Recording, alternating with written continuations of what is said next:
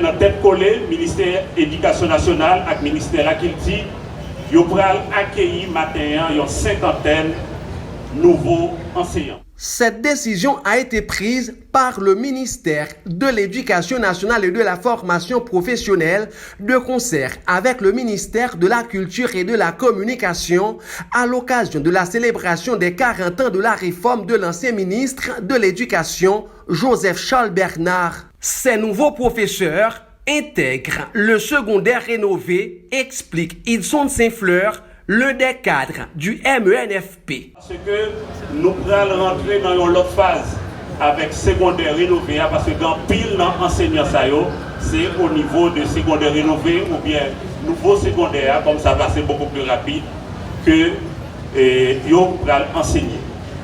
Dans l'année 1982, nous avons rappelé que gagné une décision légale qui te prend, je dirais même c'était le baptême légal de cette réforme, avec un décret que le gouvernement en place là te prend, ce décret et m'a cité, organisant le système éducatif haïtien en vue d'offrir des chances égales à tous et de refléter la culture haïtienne.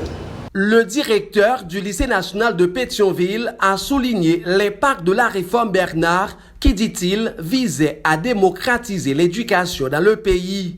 Jean-Marc Charles a souligné sa fierté de recevoir la cérémonie d'intégration des nouveaux professeurs du système éducatif haïtien.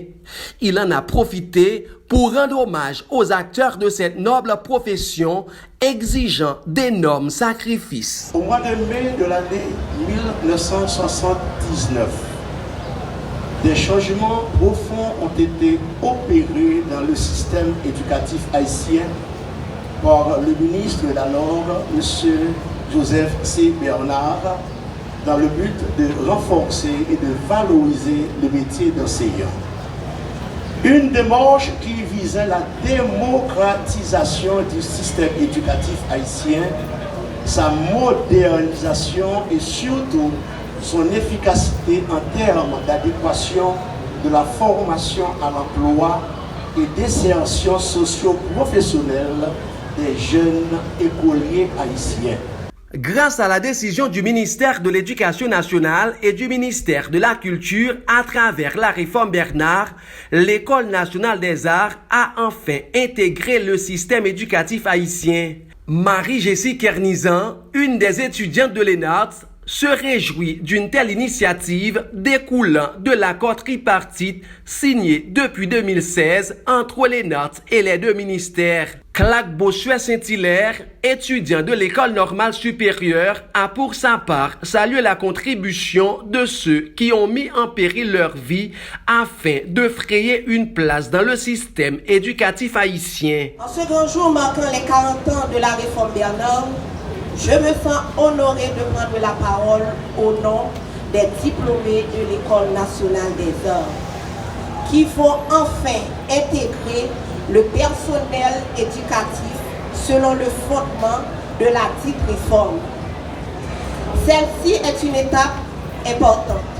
Ce serait d'une horrible gaffe de ne pas saluer la mémoire des gens qui ont combattu pour essayer de lutter, essayer de remettre en cause le système éducatif par rapport à ses failles, par rapport à ses erreurs depuis la montée de ce système éducatif en Haïti.